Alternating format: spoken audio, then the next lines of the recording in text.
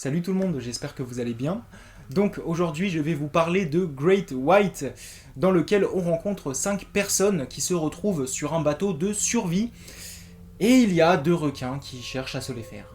Et donc ils doivent tout faire pour regagner la terre ferme. Donc une histoire toute simple, mais c'est quelque chose qui me plaît beaucoup, cette sorte de jeu du chat perché. Et je suis assez satisfait du résultat de Great White, d'autant plus que c'était rythmé. Maintenant, il ne va pas au-delà du statut de divertissement. Pour moi, ça reste un film inoffensif, déjà parce que c'est souvent prévisible.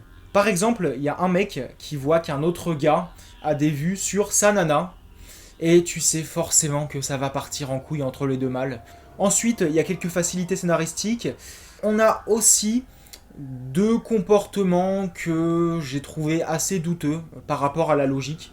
Par exemple, vous avez, alors sans trop entrer dans les détails, vous avez un couple qui est avec une fille, donc ils sont toujours sur le bateau de survie, et donc les 3 personnages vont voir les 2 requins par là.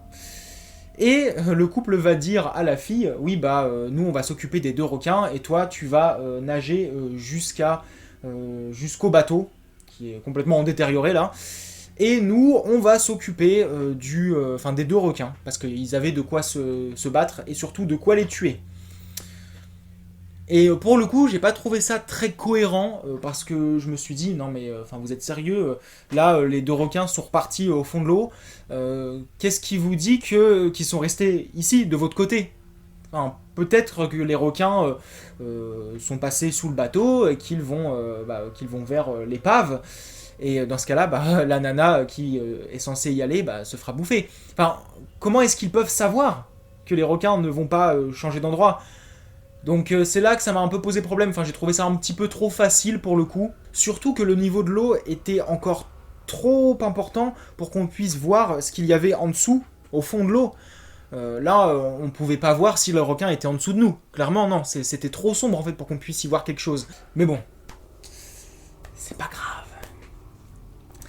Néanmoins, le film, je l'ai trouvé agréable. Comme je vous l'ai dit, c'était rythmé. L'histoire m'a plu, même si c'était très simple, le jeu du chat et de la souris, je veux pas cracher dessus. Et je retiens surtout la dernière scène de track que j'ai trouvé efficace. Et les requins, je les ai trouvés globalement bien fichus, même s'il y a quelques traces de numérique. Mais bon, c'est pas bien méchant, globalement ça reste quand même correct. Pour le reste du visuel, c'est excellent. La photographie est bonne. Et oui, il y a des plans aussi qui m'ont marqué, surtout les prises de vue aériennes sur la plage, sur l'océan. Et ça m'a donné des frissons parce que tu sens que la menace n'est pas loin.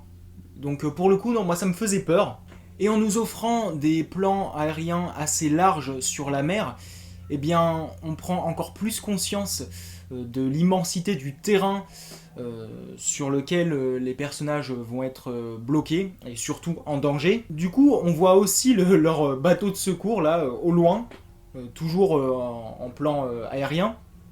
Et le bateau, il apparaît tout petit. Voilà, c'est le tout petit caillou comme ça là, le petit grain de sable. Et tu te dis que là, oui, non, on se sent vraiment isolé, quoi. Il y a vraiment cette sensation d'isolement qui fonctionne dès le début. Ah oui, et puis les acteurs, alors ils sont pas excellents, mais je trouve qu'ils faisaient le taf. Leur jeu était correct. Et ça m'a fait plaisir de retrouver Katrina Bowden, donc, qui a joué dans Tucker et Dale Fight le Mal. Donc une excellente comédie horrifique, franchement je vous la conseille. Et elle a aussi joué dans la suite de Piranha 3D, donc qui s'intitule Piranha 3D, donc que je trouve assez fun. Je le trouve attachant, mais j'ai quand même été un petit peu déçu. C'est dommage que le thème du parc d'attractions aquatiques n'ait pas été suffisamment exploité. Donc, les acteurs de Great White, donc voilà, une troupe d'acteurs assez sympa. Et bon, leurs personnages, ils ont une écriture très simple, mais ça ne m'a pas dérangé parce que Great White, Il se pointe comme un petit divertissement. Donc Great White ne fait pas partie de mes films de requins préférés, mais il rejoint sans souci le club des petites productions du genre, que j'ai trouvé assez divertissantes. Voilà. Donc n'hésitez pas à me dire ce que vous avez pensé de ce film, et puis on se retrouve bientôt. Salut!